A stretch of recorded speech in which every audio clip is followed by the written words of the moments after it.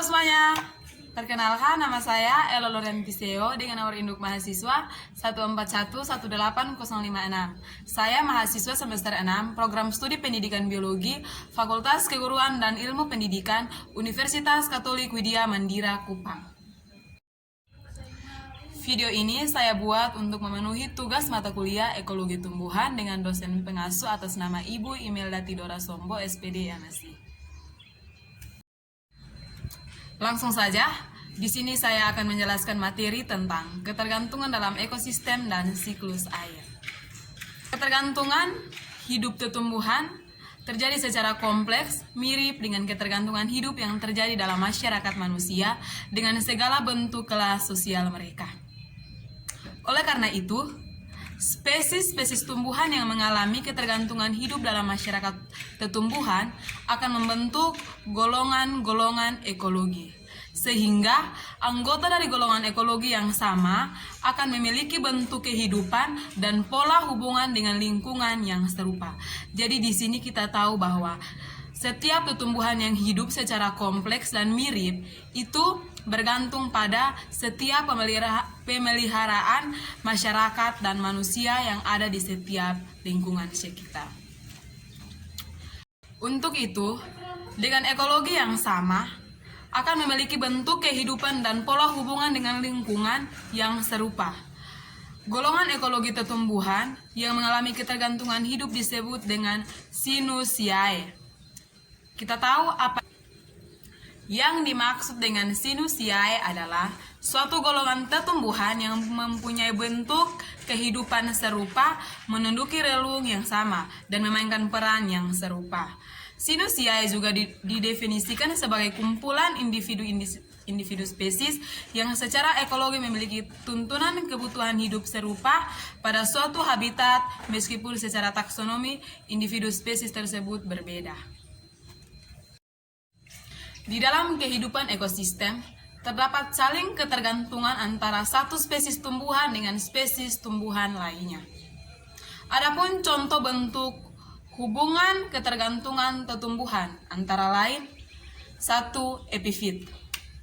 Epifit merupakan semua tumbuhan yang menempel dan tumbuh pada tumbuhan lain untuk mendapatkan sinar matahari dan air. Contohnya tumbuhan anggrek, nanas, dan paku-pakuan.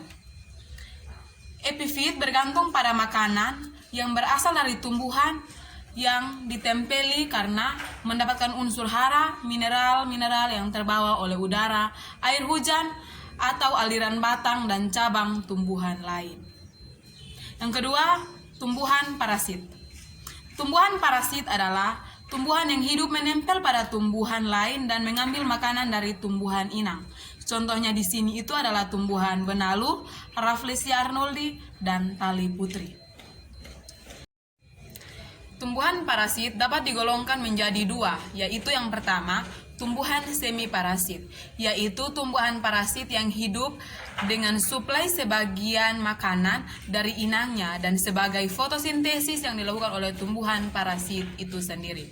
Yang kedua itu adalah tumbuhan parasit sempurna, yaitu tumbuhan parasit yang hidup sepenuhnya bergantung pada suplai makanan dari tumbuhan inang dan bahkan dapat merusak tumbuhan inang dengan cara memakan jaringan dan melepaskan racun. Yang ketiga adalah mikorizа. Mikorizа merupakan bentuk hubungan simbiosis mutualisme antara cendawan dengan perakaran tumbuhan. Contohnya adalah lumut rusa. Yang keempat adalah nodul akar. Nodul akar atau bintil akar adalah bentuk simbiosis mutualisme antara bakteri Rhizobium dengan akar tumbuhan.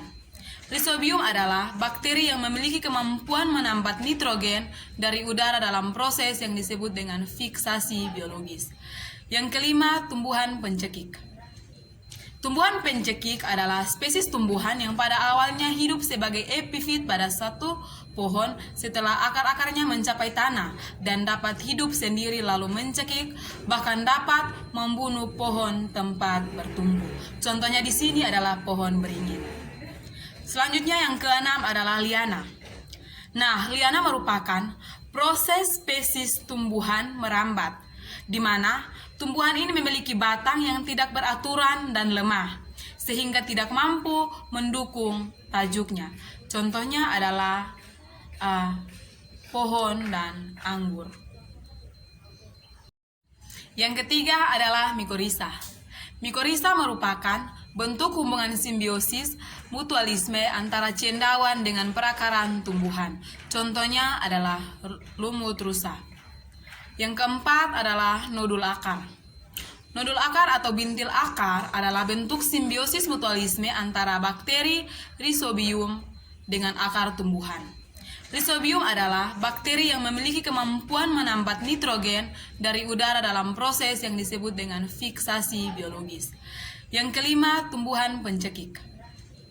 Tumbuhan pencekik adalah spesies tumbuhan yang pada awalnya hidup sebagai epifit pada satu pohon setelah akar-akarnya mencapai tanah dan dapat hidup sendiri lalu mencekik, bahkan dapat membunuh pohon tempat bertumbuh. Contohnya di sini adalah pohon beringin. Selanjutnya yang keenam adalah liana. Nah, liana merupakan proses spesies tumbuhan merambat, di mana tumbuhan ini memiliki batang yang tidak beraturan dan lemah, sehingga tidak mampu mendukung tajuknya. Contohnya adalah pohon dan anggur. Yang ketujuh adalah hewan hutan atau satwa liar. Dikatakan sebagai hewan hutan atau satwa liar karena merupakan bagian yang tidak dapat dipisahkan dengan masyarakat tumbuhan.